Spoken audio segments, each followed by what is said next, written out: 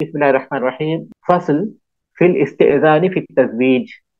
وللأب تزويج وللأب تزويج أولاده الصغار ذكورهم وإناثهم وبناته الأبكار بغير إذنهم. ويستحب استئذان البالغة، وليس له تزويج البالغ من بنيه وبناته السيب إلا بإذنه. وليس لسائر الأولياء تزويج صغير ولا صغيرة ولا تزويج كبيرة إلا بإذنها. وإذن السيب الكلام، وإذن البكر الصمات. وإذن البكر الصمات. آه لقول رسول الله صلى الله عليه وسلم: الأيم أحق بنفسها من وليها، والبكر تستأذن في نفسها وإذنها صماتها. وليس لولي امرأة تزويجها بغير كفئها. وليس لولي امرأة تزويجها بغير كفئها. یہ لفظ جو ہے سماعت نہیں ہے بلکہ سماعت ہے. سماعت زیادہ صحیح ہے، تو ہم لوگ وہاں پڑھیں گے وَإِذْنُ الْبِكْرِ السِّمَاعَةُ لقول رسول اللہ صلی اللہ علیہ وسلم: الأيم أحق بنفسها من وليها، والبكر تستأذن في نفسها وإذنها سماتها یا سماتها. وليس لولي امرأة تزويجها بغير كفئها، والعرب بعضهم لبعض أكفاء.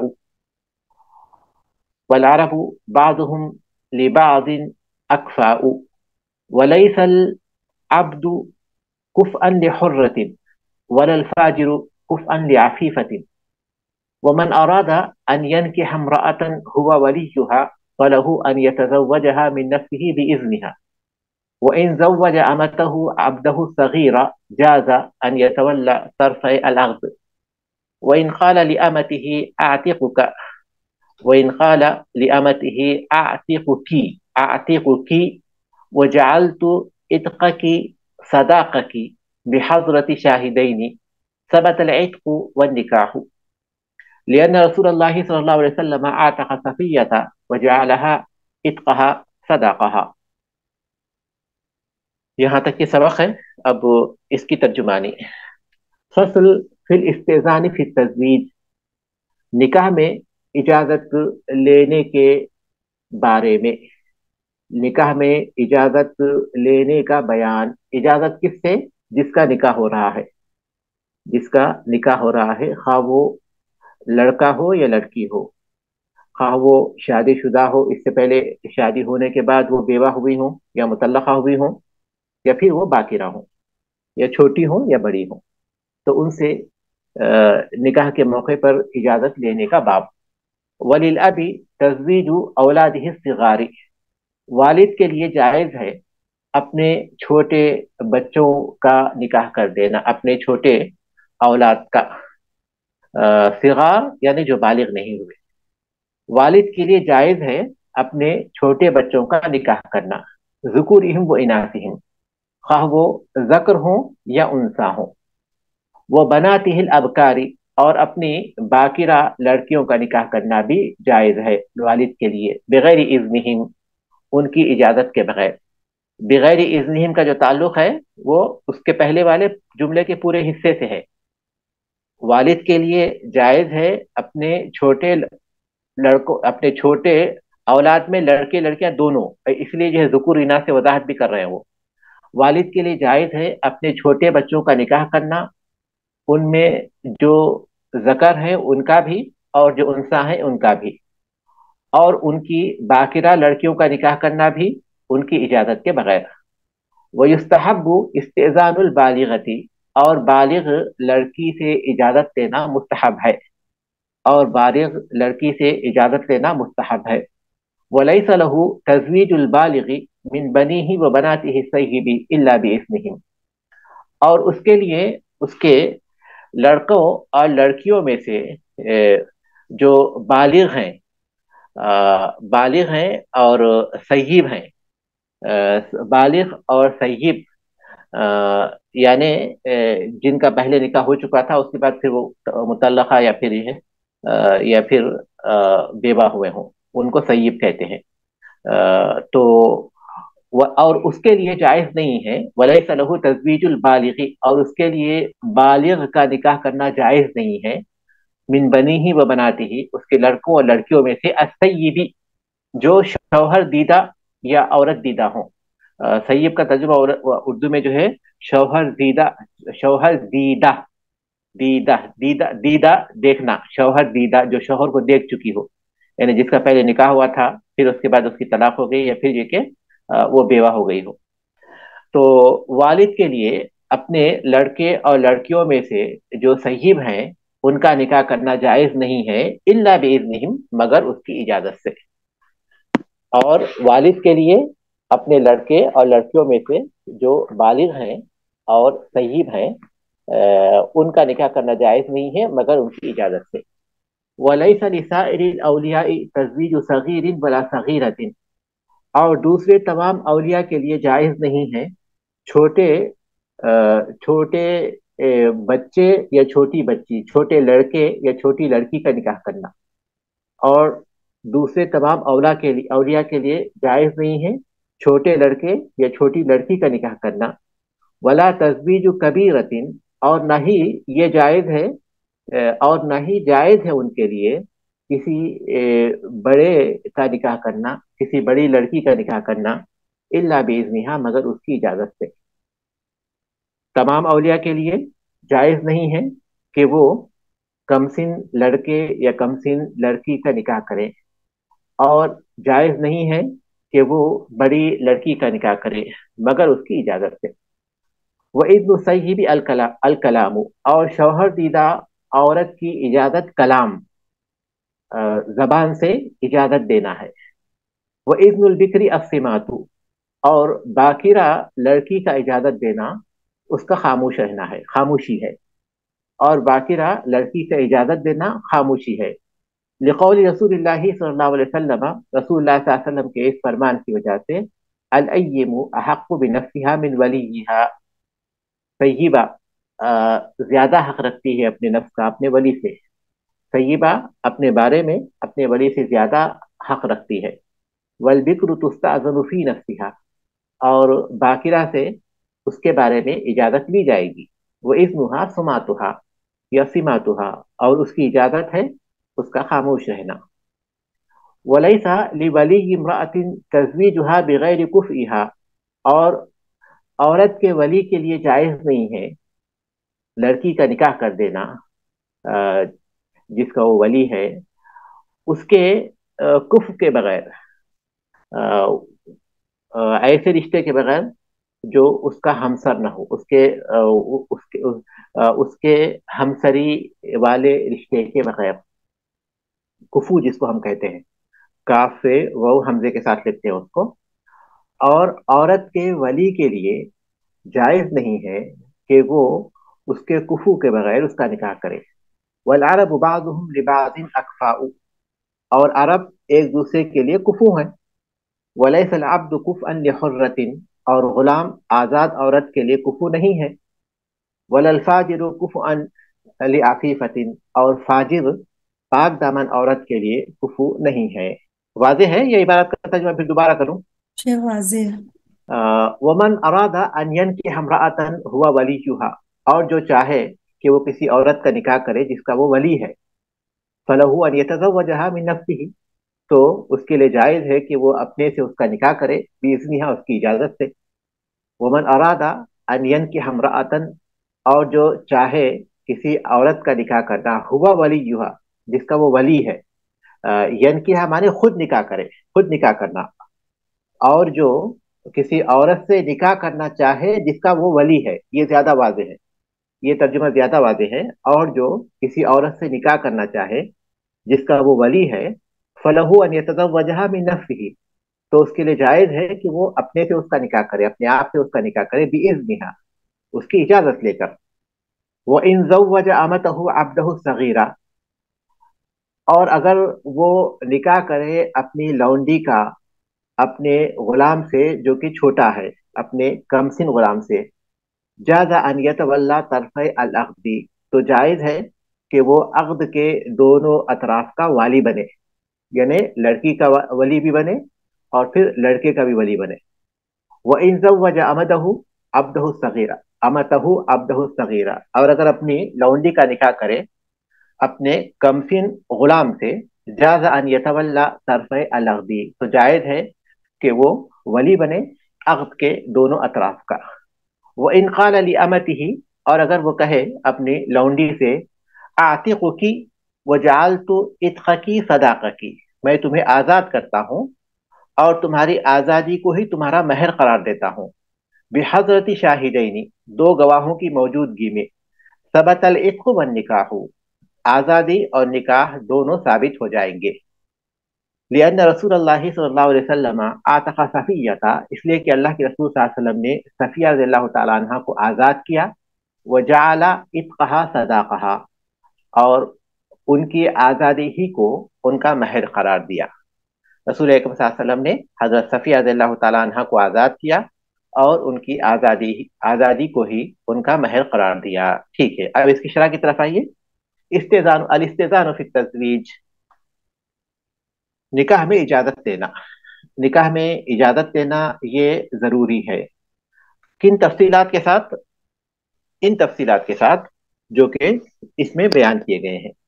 وللابی تزویج اولادہ الصغار، اور والد کے لیے اجازت ہے یا جائز ہے، والد کے لیے اجازت ہے یا جائز ہے اپنے کم سن اولاد کا نکاح کرنا، ذکورہم و اناثہم، خواہ وہ ذکر ہو یا انثی ہو.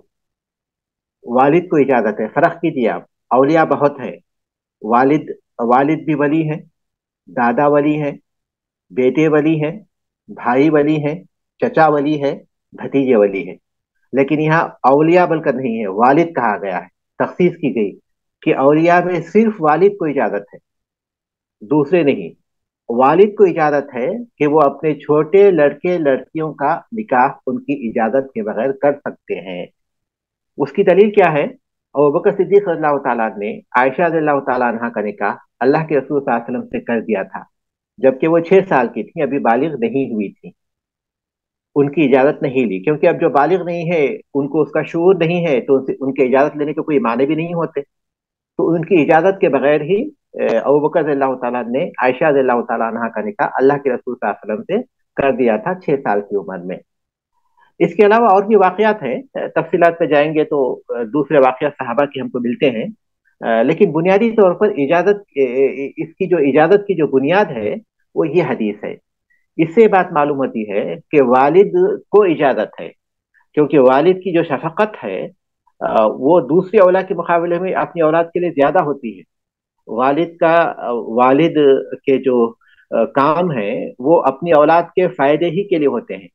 ان کی شفقت دوسری اولاد کے مقابلے بہت زیادہ ہے، اس لیے والد کو اس بات کی اجازت ہے، دوسری اولیاء کو نہیں، کہ وہ اپنے چھوٹے لڑکے لڑکیوں کا، لڑکی کا صحیح ہے کیونکہ وہ اس کا ولی ہے، اور لڑکے کا بھی کیونکہ وہ چھوٹا ہے لڑکا. تو اس حیثیت سے اجازت کے بغیر ہی اس کا نکاح کر سکتے ہیں والد. وہ بناتہ الابکاری بغیر اذنہ، اور اپنی باکرہ لڑکیوں کا نکاح کرنا والد کے لیے جائز ہے ان کی اجازت کے بغیر. جملے کا جو پہلا حصہ ہے یہ بالکل درست ہے. اہل علم اس کے بارے میں اتفاق رکھتے ہیں کہ والد اپنے جو نابالغ ہیں، کمسن ہیں، بچے اور بچیوں کا نکاح کر سکتے ہیں. دیکھیے یہاں آپ کے ذہن میں کوئی سوال پیدا ہوتا ہوگا، اس میں سے ایک تو یہ ہے کہ نابالغ بچے اور بچیوں کے نکاح کا فائدہ کیا ہے؟ کیونکہ جب ان کا نکاح ہم کرتے ہیں تو رخصتی تو نہیں کریں گے. اگر کسی نابالغ لڑکی کا نکاح کسی سے کیا جاتا ہے تو ظاہر ہے کہ اس کی رخصتی تو نہیں ہوگی، رخصتی تو اس وقت ہوگی جب کہ وہ بالغ ہو جائیں گے. عائشہ رضی اللہ تعالیٰ عنہ کا نکاح تو 6 سال کی عمر میں ہوا تھا، لیکن رخصتی نہیں ہوئی تھی کیونکہ وہ نابالغ تھے. 9 سال کی عمر میں جب وہ بالغ ہوئی تو اس کے بعد ان کی رخصتی ہوئی. تو اب یہاں یہ سوال پیدا ہوتا ہے کہ جب ان کی رخصتی نہیں ہوتی تو پھر نکاح کرنے میں فائدہ کیا ہے؟ تو اس کے بہت سے مقاصد ہیں. بعض اوقات ایسا ہوتا ہے کہ دو خاندانوں کے درمیان تعلقات کے اضافے کی ضرورت پیش آتی ہے، اور وہ یہ سمجھتے ہیں کہ اس طرح ہم یہ رشتہ کر دیں گے تو ہمارے جو خاندان کے تعلقات ہیں وہ بہتر ہو جائیں گے. اور کبھی ایسا ہوتا ہے کہ کوئی بہت زبردست رشتہ ہے جس کو ہم کھونا نہیں چاہتے. تو جیسا کہ اللہ کے رسول صلی اللہ علیہ وسلم کا رشتہ تھا عائشہ رضی اللہ تعالیٰ عنہ کے لیے، اور اتنا زبردست رشتہ، ظاہر ہے کہ خوشقسمتی کی بات تھی۔ اور کبھی ایسا ہوتا ہے کہ والد غریب ہیں، محتاج ہیں، وہ اپنے بچوں کے نفقہ برداشت نہیں کر سکتے، تو چاہتے ہیں کہ اس کا نکاح کر دیں تاکہ اس کا شوہر اس کے نفقے کو برداشت کرتا رہے۔ پھر رخصتی ہوگی اس کی اس وقت جب کہ بالغ ہوگی۔ واضح ہے آپ لوگوں کے لیے؟ کیونکہ یہ ایک ایسا مسئلہ ہے جس کے بارے میں بہت سے سوالات پیدا ہوتے ہیں۔ تو نابالغ لڑکی سے شادی کرنے کا فائدہ کیا ہے؟ تو سب سے پہلی بات تو یہ واضح ہونا چاہیے کہ نابالغ لڑکی سے شادی کی جو اجازت ہے وہ قرآن سے بھی ثابت ہے۔ قرآن سے بھی ثابت ہے، واللائی یئسن من المحید من نسائکم ان ارتبتم فعدتہن ثلاثۃ اشہر واللائی لم یحض۔ وہ عورتیں جو حیض سے مایوس ہو چکی ہیں، ان کی عدت اللہ تبارک و تعالیٰ نے 3 مہینے قرار دی ہے، اور پھر ان عورتوں کی عدت بھی 3 مہینے کہا ہے جن کو ابھی حیض نہیں آیا۔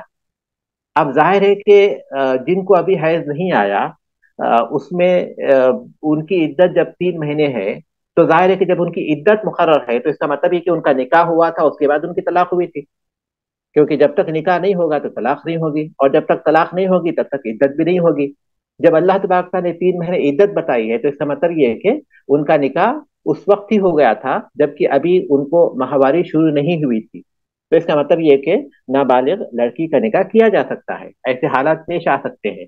اسلام نے انسانی حالات و ظروف کا اعتبار کیا ہے۔ پہلی بات تو یہ ہے کہ جو لوگ عائشہ رضی اللہ تعالیٰ عنہ کے نکاح کی مثال دیتے ہیں تو بظاہر ایسا ایسا جو ہے پیش کرنے کی کوشش کرتے ہیں گویا مسلمانوں میں نابالغ لڑکیوں ہی سے نکاح کیا جاتا ہے، جبکہ یہ نادر مثالیں ہیں، نادر حالات کے لیے۔ یہ بات یاد رکھیے، یہ نادر مثالیں ہیں، نادر حالات کے لیے۔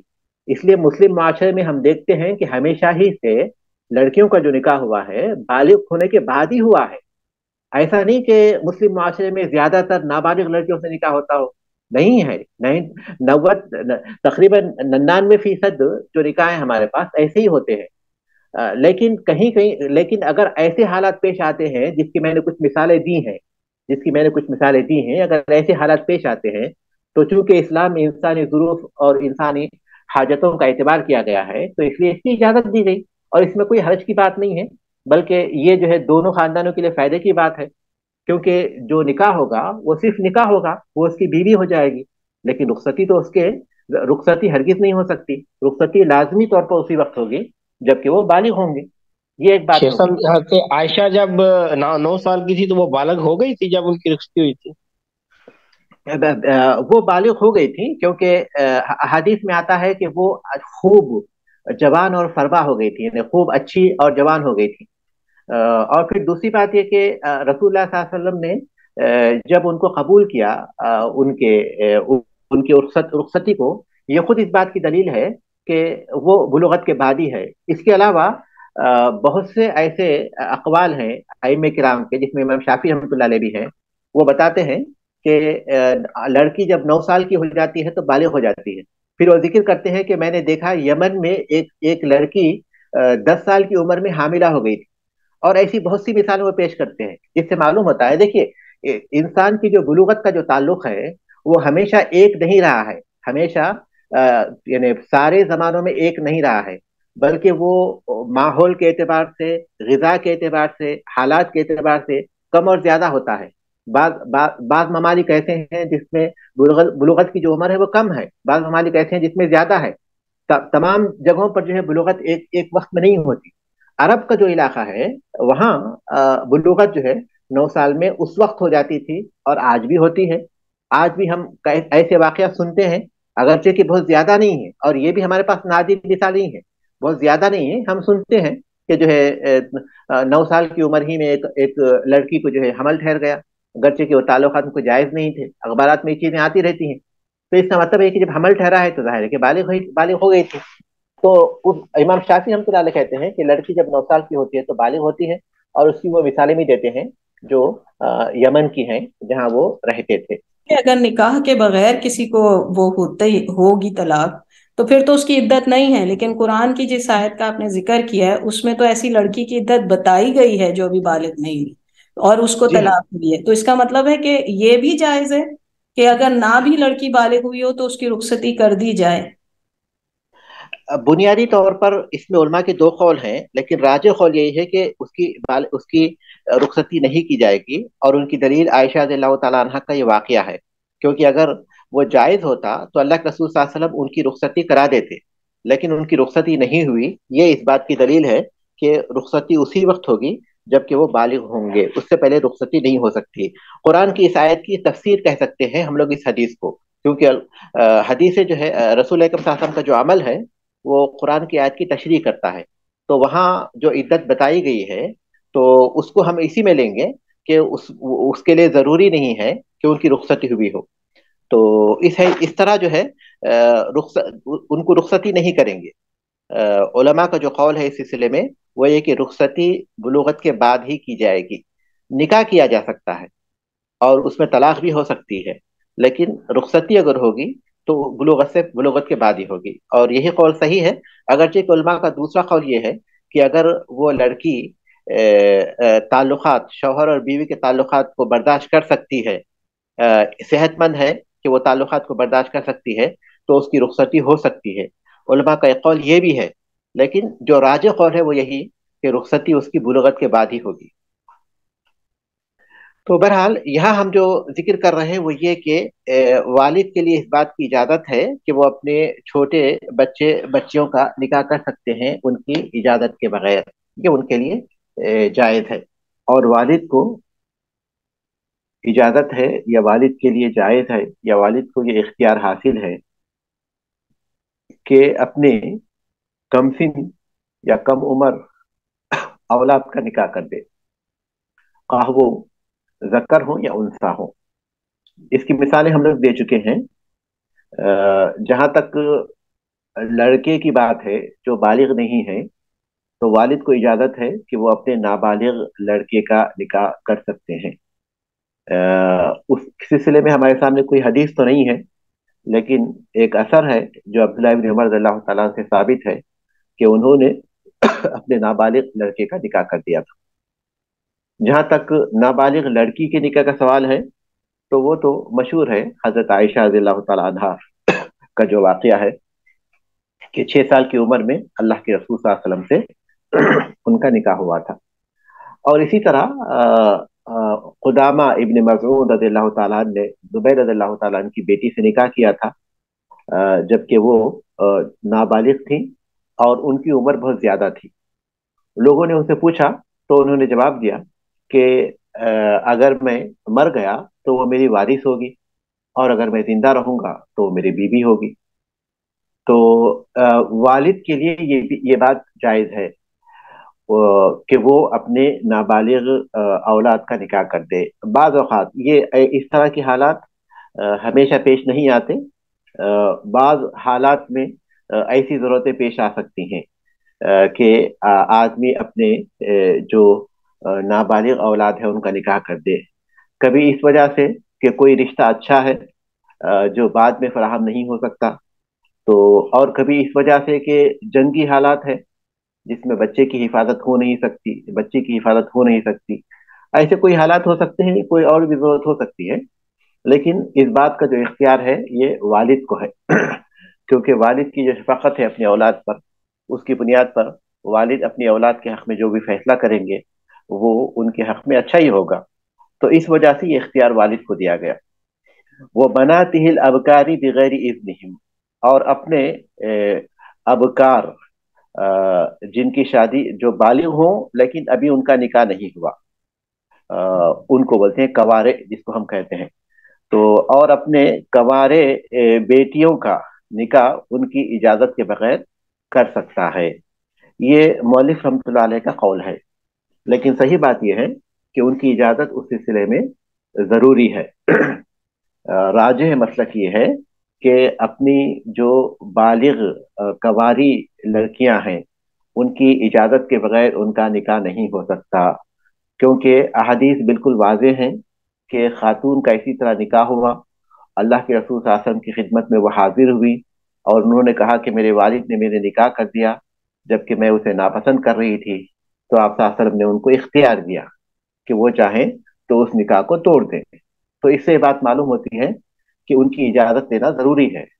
और इसके अलावा भी हदीस है کہ والبکر تستأذن فی نفسہا، اور جو باکرہ ہے اس سے اجازت لی جائے گی اور اس کی اجازت خاموشی ہے.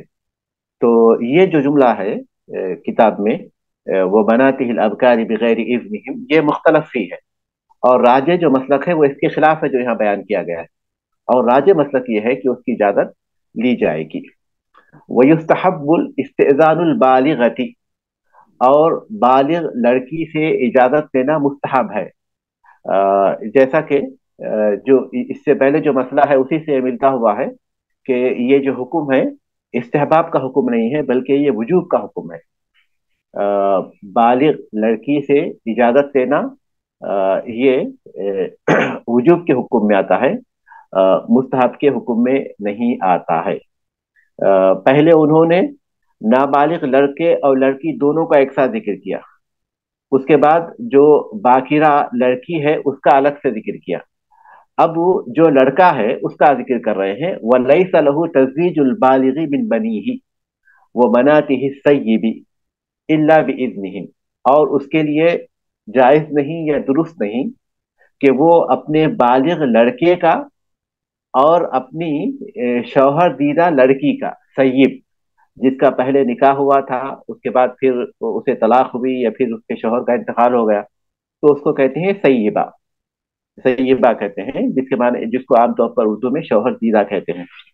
تو مؤلف کہتے ہیں بالغ لڑکا چاہے وہ پہلی بار نکاح کر رہا ہو یا یہ کہ اس کا دوسرا نکاح ہو، اس کا نکاح وہ اس کی اجازت کے بغیر نہیں کر سکتا.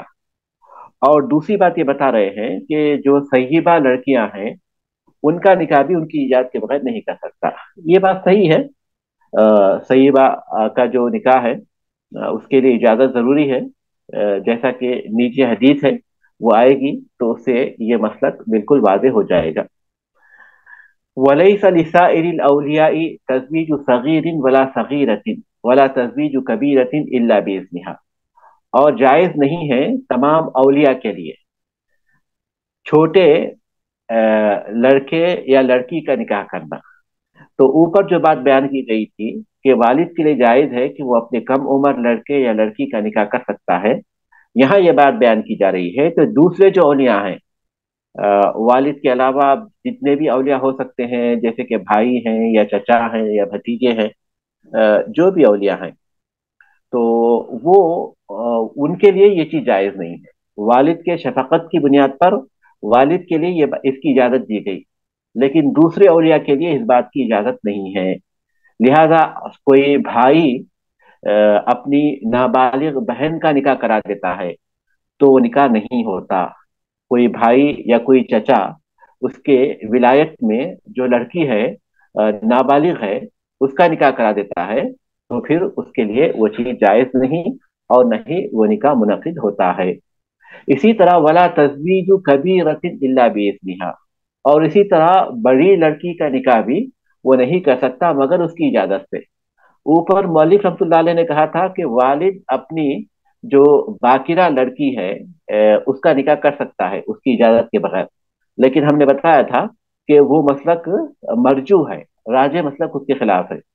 اب یہاں مؤلف ذکر کر رہے ہیں کہ دوسرے جو اولیاء ہیں ان کے لیے اجازت لینا ضروری ہے. یہ بات صحیح ہے، لیکن تمام کے لیے اجازت لینا ضروری ہے، چاہے وہ والد ہوں یا دوسرے اولیاء ہوں. اجازت کا جو حکم ہے یہ سب کے لیے ہے. وَإِذْنُ السَّيِّبِ الْكَلَامُ، اب سوال یہ ہے کہ اجازت کیسے لی جائے گی؟ اجازت کا جب ذکر آیا ہے تو اجازت لینے کا طریقہ کیا ہے؟ تو مؤلف رحمۃ اللہ علیہ کہتے ہیں کہ وَإِذْنُ السَّيِّبِ الْكَلَامُ، جو سیبہ ہیں شوہر دیدہ لڑکی ہے اس کی اجازت بات ہے، یعنی باقاعدہ اس کو بتایا جائے گا کہ تمہارا نکاح ہم فلاں لڑکے سے کرنا چاہتے ہیں، تو باقاعدہ وہ جواب دے گی کہ ہاں میں راضی ہوں، ہاں وہ رشتہ اچھا ہے، ہاں وہ رشتہ مجھے قبول ہے، ہاں اس رشتے میں مجھے دلچسپی ہے، تو باقاعدہ اپنا کلام کرے گی وہ. وَإِذْنُ الْبِكْرِ السِّمَاتُ، اور جو باکرہ ہے جو بالغ ہے لیکن ابھی اس کا پہلی بار نکاح ہو رہا ہے تو اس کی جو اجازت ہے وہ خاموشی ہے، کیونکہ وہ عام طور پر اپنی زبان سے نہیں بول سکے گی، حیا اس کے اوپر بہت زیادہ غالب ہوتی ہے، تو اس وجہ سے وہ سن کر اگر خاموش ہو جائے تو وہ اس کی اجازت سمجھی جائے گی. لقول رسول اللہ صلی اللہ علیہ وسلم، رسول اللہ صلی اللہ علیہ وسلم کے اس فرمان کی وجہ سے، الیم احق بنفسها، جو شوہر دیدہ ہے وہ اپنی نفس کی زیادہ حقدار ہے، من ولیہا، اس کے ولی سے، ولی سے زیادہ حقدار ہے۔ اس کا مطلب یہ کہ ولی تو اس کے لیے ضروری ہے، لیکن اس کے ساتھ ساتھ باقاعدہ اس کی اجازت بھی ضروری ہے۔ والبکر تستأذن فی نفسها، اور باقرہ سے اس کے نفس کے بارے میں اجازت دی جائے گی، وإذنها سماتها، اور اس کی اجازت اس کی خاموشی ہے۔ ولیس لولی امرأة تزویجها بغیر کفئها، اور کسی عورت کے ولی کے لیے جائز نہیں یا درست نہیں کہ اس کے کفو کے بغیر اس کا نکاح کرے۔ کفو کس کو کہتے ہیں؟ کفو کہتے ہیں برابری کو، ہمسری کو، جو ہم مثل ہو، جو نظیر، ہمسر کو کہتے ہیں۔ تو لڑکی کا جو نکاح کریں گے ایسے شخص سے کریں گے جو اس کا ہمسر ہو، ایسے شخص سے کریں گے جو اس کا ہمسر ہو، جو اس کے برابر ہو۔ اس کو کہتے ہیں کفاءت، یعنی کفو دیکھنا، کفو رشتہ دیکھنا۔ تو یہ جو مسئلہ ہے کفو کا، یہ مسئلہ بہت اہم ہے۔ رشتوں میں عام طور پر جو بناؤ یا آپس میں جو رشتہ بن کر رہتا ہے اور اختلاف نہیں ہوتا، تو عام طور پر جب وہ کفو کا اعتبار کیا جاتا ہے تو رشتوں میں بہت زیادہ اختلافات نہیں ہوتے، یہ کہا جاتا ہے۔ اب سوال یہ ہے کہ یہ جو برابری ہے، ہمسری ہے، کن چیزوں میں برابری؟ کن چیزوں میں برابری کا رشتہ دیکھیں گے لڑکی کے لیے؟ کسی لڑکے کو ہم دیکھ رہے ہیں تو وہ کن چیزوں میں لڑکی کے برابر ہونا چاہیے؟ تو عام طور پر اہل علم کہتے ہیں کہ 4 چیزوں میں برابری ہونی چاہیے۔ 4 چیزوں میں برابری: ایک دین میں، اور دوسری نسب میں، اور تیسری آزادی میں، اور چوتھی پیشے میں، کام کاج میں۔ دین میں برابری سے مراد یہ ہے کہ مسلمان ہونا ضروری ہے، یہ تو ٹھیک ہے کیونکہ ہم یہاں مسلمان کی بات کر رہے ہیں، تو یہاں دین سے مراد صرف اسلام نہیں ہے، بلکہ دین سے مراد دینداری ہے، یعنی دینداری میں وہ برابر ہو، تقوی میں برابر ہو، پرہیزگاری میں برابر ہو، وہ واجبات کو ادا کرتا ہو، اور پھر محرمات سے دور رہتا ہو، کیونکہ ایک ایسی پاک دامن لڑکی ہے تو اس کا نکاح کسی ایسے شخص سے کرنا جائز نہیں ہے جو کہ بدکار ہے۔ تو دینداری سب سے پہلی چیز ہے، دینداری سب سے پہلی چیز ہے کفو کے لیے۔ دوسری چیز ہے کہ نسب میں، یہ عربی ہے لڑکی، تو لڑکا بھی اس کے لیے عربی ہونا چاہیے، جو نسب اس کا ہے اسی طرح کا نسب اس کا ہونا چاہیے۔ اگر کوئی لڑکی عربی ہے تو اجمی سے اس کا نکاح کر دیں تو یہ کفو نہیں ہے، یہ ہمسری نہیں ہے۔ اور تیسری جو چیز ہے آزادی، لڑکی آزاد ہے تو پھر کسی غلام سے اس کا نکاح نہیں کر سکتے، بلکہ کسی آزاد مرد ہی سے اس کا نکاح ہونا چاہیے۔ اور چوتھی چیز ہے پیشہ اور صنعت و حرفت، ایسے پیشے جو عام طور پر معاشرے میں اچھی نظر سے نہیں دیکھے جاتے، جیسے کہ حجام ہے، حجام جو ہم بال کٹانے والے کو، جس کو عربی میں حلاق کہتے ہیں، کیونکہ عربی میں بال نکالنے والے کو حجام کہتے ہیں، عربی میں بال نکالنے والے کو حلاق کہتے ہیں، اور حجام جو ہے عربی زبان میں حجامہ کرنے والے کو کہتے ہیں۔ لیکن ہم اردو میں کیا کرتے ہیں، جو بال نکالتے ہیں ان کا نام حجام رکھتے ہیں، حجام، ان کو حجام کے نام سے پکارتے ہیں۔ لیکن عربی زبان میں جب حجام بولیں گے تو وہ حجامہ کرنے والا ہوگا، اور حلاق بولیں گے تو وہ بال نکالنے والا ہوگا۔ تو بہرحال چاہے وہ حجام اردو زبان والا ہو یا پھر جو ہے عربی زبان والا ہو، حلاق ہو یا پھر حجامہ کرنے والا ہو، دونوں پیشے معاشرے میں کوئی اچھی نظر سے نہیں دیکھے جاتے۔ بنیادی بات تو یہ ہے کہ کوئی بھی پیشہ ایسا نہیں ہے جس کو حقیر سمجھا جائے۔ آدمی حلال طریقے سے روزی کماتا ہے، چاہے کوئی بھی پیشہ اختیار کرتا ہو تو وہ اس کے لیے جائز ہے۔ یہاں مسئلہ وہ نہیں ہے کون سا پیشہ اختیار کرنا چاہیے، کون سا جائز ہے، کون سا ناجائز ہے، یہاں اس مسئلے پر ہم گفتگو نہیں کر رہے ہیں۔ یہاں ہم بات جو کر رہے ہیں وہ یہ کہ معاشرے میں جس پیشے کو لوگ عام طور پر اچھی نگاہ سے نہیں دیکھتے، تو جولاہا ہے، اس کی بھی ایک مثال دیتے ہیں اس میں، جولاہا جو کہ کپڑے بنتے ہیں۔ تو اگر لڑکی کے جو خاندان کے لوگ ہیں، جیسے اس کے والد ہیں، اس کے بھائی ہیں، یہ دوسرے لوگ ہیں، ان کا پیشہ اونچا پیشہ ہے، اچھے پیشے والے ہیں وہ لوگ، اچھے کام کاج والے ہیں، تو کسی ایسے شخص سے اس کا نکاح کرے جو کہ حجام ہے، چاہے اردو والا ہو یا عربی والا ہو، تو وہ کفو نہیں ہے، وہ برابری نہیں ہے۔ تو کفو جو ہے وہ چار چیزوں میں ہوتا ہے، ایک دین میں، اور دوسرا نسب میں، اور تیسرا آزادی میں، اور چوتھا صنعت اور حرفت اور پیشے میں۔ لیکن یہ قول مرجو ہے، میں نے اتنی وضاحت اس لیے کی تاکہ بات آپ پر واضح ہو جائے۔ حقیقت یہ ہے کہ یہ مرجو قول ہے، اور راجع یہ ہے کہ اصل جو کفو ہے وہ دین میں ہے، دین اور اخلاق میں ہے، اور اس کے بہت سے دلائل ہیں۔ اس میں سب سے پہلی دلیل یہ ہے کہ رسول اکرم صلی اللہ علیہ وسلم نے فرمایا، اذا اتاکم ممن ترضون دینہ وخلقہ فزوجوہ، جب تمہارے پاس کسی ایسے شخص کا نکاح آئے، ایسے شخص کا پیغام آئے جس کے اخلاق اور دین سے تم راضی ہوں، تو اس کا نکاح کر دو۔ تو آپ صلی اللہ علیہ وسلم نے کہا کہ اس کا نکاح کر دینا چاہیے۔ تو آپ نے کس چیز کے بارے میں کہا؟ صرف دین کے بارے میں کہا۔ تو یہ دیندار لڑکے کا اگر نکاح رشتہ آ جاتا ہے تو پھر نکاح کر دو۔ اور اس کے علاوہ ہمارے پاس بہت سی مثالیں ہیں، بہت سی مثالیں ہیں جس میں اس کا اعتبار نہیں کیا گیا۔ مثال کے طور پر حضرت بلال ابن رباح رضی اللہ تعالیٰ عنہ، ان کا نکاح عبد الرحمن ابن عوف رضی اللہ تعالیٰ عنہ جو کہ قریش کے خاندان کے تھے، اور بلال رضی اللہ تعالیٰ عنہ آزاد کردہ غلام تھے، تو بلال رضی اللہ تعالیٰ عنہ کا نکاح عبد الرحمن ابن عوف رضی اللہ تعالیٰ عنہ کی بہن سے ہوا تھا۔ اور اسی طرح اسامہ بن زید رضی اللہ تعالیٰ عنہ کا نکاح فاطمہ بنت قیس سے ہوا تھا۔ یہ آزاد کردہ غلام تھے، بلکہ آزاد کردہ غلام کے بیٹے تھے، اور یہ خود بھی آزاد کردہ غلام تھے۔ اور فاطمہ بنت قیس جو ہے عرب کے بہت مشہور قبیلے سے تعلق رکھتی تھی، بہت ہی معزز قبیلے سے تعلق رکھتی تھی۔ اور خود زینب بنت جہش رضی اللہ تعالیٰ عنہ، جو کہ اللہ کے رسول صلی اللہ علیہ وسلم کی چچیری بہن تھی، اللہ کے رسول صلی اللہ علیہ وسلم نے ان کا نکاح زید ابن حارثہ رضی اللہ تعالیٰ عنہ سے کیا تھا، جو آپ کے آزاد کردہ غلام تھے۔ ایسی بہت سی مثالیں ہیں جس سے معلوم ہوتا ہے کہ نسب کو بھی کفو نہیں سمجھا گیا۔ عام طور پر فقہا جو کہتے ہیں کہ یہ چار چیزوں میں کفو ہونا چاہیے، ہمسری ہونا چاہیے، تو یہ بات جو ہے درست نہیں ہے، بلکہ راجع بات یہ ہے کہ کفو تلاش کرنا چاہیے صرف اسی چیز میں۔ اس کے علاوہ کوئی ایسا رشتہ آتا ہے جو دیندار ہے لیکن دوسری چیزوں میں بھی وہ برابر ہے، خاندان اس کا اچھا ہے جیسے لڑکی کا خاندان ہے، اور پیشہ بھی اس کا اونچا ہے، اور وہ آزاد ہے۔ آج کل تو ہم آزادی وغیرہ کی بات کا کوئی فائدہ نہیں رہا، لیکن پھر بھی چونکہ ان باتوں کو سمجھنے کے لیے کتاب میں وہ باتیں لکھی ہوئی ہیں، سمجھنے کے لیے اس کا ذکر کرنا ضروری ہوتا ہے۔ تو یہ چیز اچھی ہے، یعنی دینداری کے ساتھ اگر دوسری چیزیں بھی اگر پائی جاتی ہیں لڑکے میں تو یہ زیادہ بہتر ہے، اس میں کوئی شک و شبہ نہیں ہے۔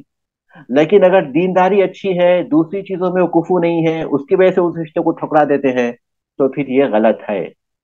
اور اگر دینداری نہیں ہے لیکن دوسری چیزیں اس کے پاس پائی جاتی ہیں، اس کی وجہ سے اس رشتے کو قبول کرتے ہیں، تو یہ بھی غلط ہے۔ دینداری کے ہوتے ہوئے دوسری چیزیں اگر پائی جاتی ہیں تو بہتر ہے، بہتر سے بہتر پر بہتر ہے، لیکن اگر دینداری نہیں ہے تو پھر دوسری چیزوں کا اعتبار نہیں ہے۔ تو یہ ہے مطلب وَلَيْسَ لِوَلِيِّ امْرَأَةٍ تَزْوِيجُهَا بِغَيْرِ كُفْءِهَا، یعنی لڑکی کے ولی کے لیے، خواہ وہ والد ہوں یا پھر جو ہے دوسرے اولیاء ہوں، ان کے لیے یہ جائز نہیں کہ اپنی لڑکی کا نکاح کسی ایسے شخص سے کریں جو اس کا کفو نہیں ہے، مطلب ہے کہ دینداری میں اس کے برابر نہیں ہے، ایسے شخص سے نہیں کرنا چاہیے۔ اب اس کے بعد یہ کفو کن چیزوں میں ہونا چاہیے اس کی صراحت کر رہے ہیں، دیکھیے والعرب بعضهم لبعض اکفاء، اور عرب ایک دوسرے کے کفو ہیں۔ تو پہلی بات انہوں نے بتا دی کہ نسب میں کفو ہونا چاہیے۔ دوسرا ولیس العبد کفو الحرتی، اور غلام یہ حرہ کا کفو نہیں ہے، آزاد عورت کا کفو نہیں ہے۔ تو دوسری چیز انہیں بتا دی کہ آزادی ہونی چاہیے۔ وللفاجر کف العفیفتی، یہ اصل چیز ہے، اور جو فاجر ہے، فاسق ہے، وہ عفیفہ پاک دامن عورت کا کفو نہیں ہے۔ تو یہ اصل چیز ہے، یعنی دینداری۔ ومن اراد ان ينكح امرأة، یہ بات یہاں ختم ہو گئی، اب دوسری بات بتا رہے ہیں۔ ومن اراد ان ينكح امرأة هو وليها، اور جو شخص چاہے کہ کسی عورت سے نکاح کرے جس کا وہ ولی ہے، فَلَهُ أَن يَتَزَوَّجَهَا مِن نَفْسِهِ بِإِذْنِهَا، تو وہ اس عورت سے نکاح کر سکتا ہے اس کی اجازت سے۔ جیسے کوئی अपनी चचेरी बहन का वली है, कोई अपनी चचेरी बहन का वली है और उसी से वो निकाह करना चाहता है, उस चचेरी बहन से वो निकाह करना चाहता है, तो ये वली भी है और उससे निकाह भी करना चाहता है, तो मौलवी रहमतुल्लाह अलैह कहते हैं कि कोई हरज की बात नहीं है, वो उसका निकाह कर सकता है, लेकिन शर्त क्या है कि वो उससे बाकायदा इजाजत ले, यानी उसकी इजाजत से निकाह करे। ऐसा नहीं कि वली है तो अपना खुद तसर्रुफ करे और अपने अपने तौर पर बगैर इजाजत के उससे निकाह कर ले, तो ये जुल्म होगा, बल्कि उसकी इजाजत से वो उससे निकाह कर सकता है। इसी तरह वो इन ज़व्वजा अमतहु अब्द सगीरी, और अगर वो अपनी लौंडी का निकाह करता है अपने किसी छोटे गुलाम से, कम उम्र के गुलाम से, लौंडी भी उसी की है और वो गुलाम का भी वली है क्योंकि गुलाम भी कम उम्र है, दोनों तरफ से वली यही है, इसी का एतबार है, क्योंकि गुलाम छोटा है तो उसकी तरफ से भी ये जरूरी होगा ये, और वो तो लौंडी है। जादा अन यतवल्ला तरफ अलगदी, तो जायज है कि वो अग्द के दोनों तरफ का वाली हो, एक तरफ उसकी लौंडी और दूसरा तरफ क्या है, दूसरा तरफ उसका छोटा कम उम्र गुलाम है, उन दोनों का वली हो कर निकाह करा सकता वो, उन दोनों का वली बनकर निकाह कराएगा वो, दोनों की तरफ से विलायत का जो हक है वो उसको अदा कर सकता है। वो इन क़ाल लिअमतिही, और अगर वो कहे अपनी लौंडी से आतिक़ु का आतक आतक़तु की वजअलतु इत्क़की सदाक़ती सदाक़की, कि मैंने तुम्हें आज़ाद किया और तुम्हारी आज़ादी को ही तुम्हारा महर करार दिया, बिहज़रति शाहिदैनी, दो गवाहों की मौजूदगी में, सबतल इत्क़ु वन निकाह, तो आज़ादी और निकाह दोनों साबित हो जाएंगे। अपनी लौंडी से वो कहे कि मैं तुम्हें आज़ाद करता हूँ और तुम्हारी आज़ादी को अपना तुम्हारा महर करार देता हूँ, तो गोया उसी महर के बदले में तुमसे निकाह कर रहा हूँ, तो आज़ादी भी पूरी हो जाएगी उसकी और फिर निकाह भी साबित हो जाएगा।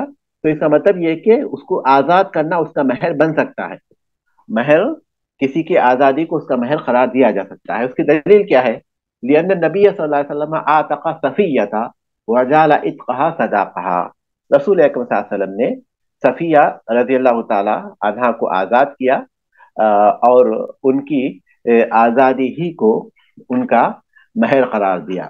सफ़िया रज़ियल्लाहु ताला अन्हा जो ग़ज़वे बनु क़ुरैज़ा के बाद गिरफ्तार हुई थी, बनु क़ुरैज़ा की हलाकत के बाद, और वो किसी और शख्स के हिस्से में चली गई थी।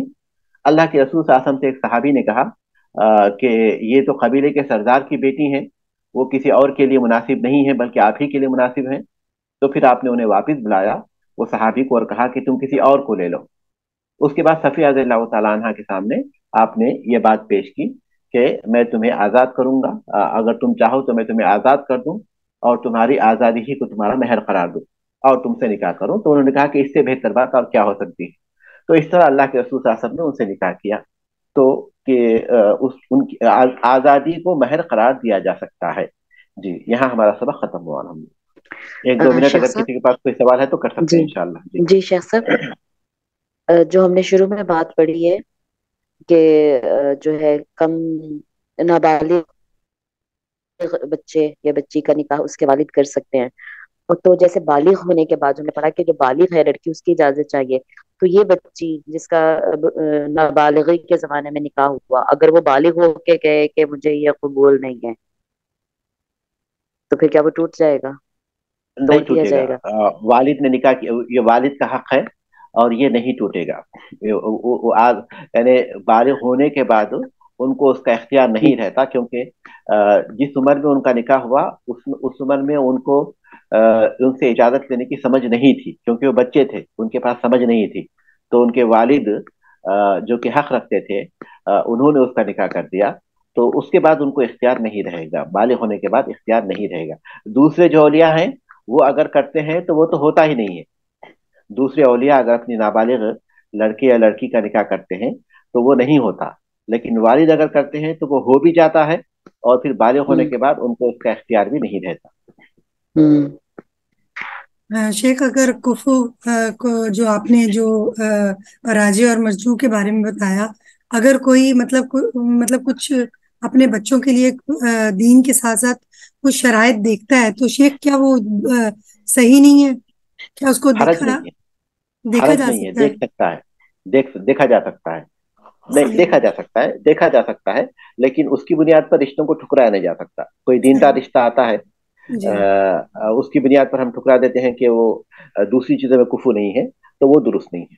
लेकिन अगर कोई रिश्ता देख रहे हैं, उसमें इन बातों का ख्याल रख रहे हैं, तो बज़ाहिर कोई हर्ज की बात नहीं। शेख, तो ये कितना बहुत अच्छे अर्सा से तक ये समझाया। किया जा सकता है? मतलब अगर कोई माँ बाप हैं, वो यानी बालिग होने के बाद अक्सर माँ बाप बच्चियों के लिए रिश्ते देखना शुरू कर देते हैं, लेकिन फिर उसके बाद नहीं, इससे बेहतर के चक्कर में यानी कितना अरसा तक इससे बेहतर देखते रहें?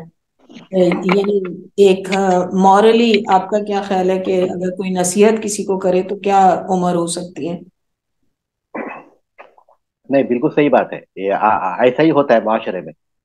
एक रिश्ता आता है, उससे बेहतर की तलाश होती है, उनकी जो शर्तें हैं वो पूरी, उस पर वो पूरा नहीं उतरता।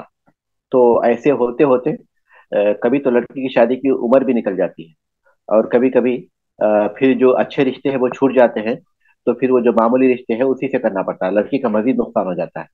तो जी ये शेख, चीज बहुत नहीं से होनी लोग चाहिए। ऐसे, बहुत सी बच्चियां बैठी इसी इसी ये एक चीज वजह से। ये चीज इस तरह नहीं करना चाहिए, बल्कि बुनियादी चीज अगर कोई ऐसा रिश्ता आ जाता है जो दीन के एतबार से, अखलाक के एतबार से अच्छा लग रहा है, तो फिर दूसरी चीजों का एतबार नहीं करना, उसी वक्त निकाह कर देना चाहिए। ठीक है, सुबहानक अल्लाहुम्मा व बिहम्दिक, अशहदु अल्ला इलाहा इल्ला अंत, अस्तगफिरुका व अतूबु इलैक।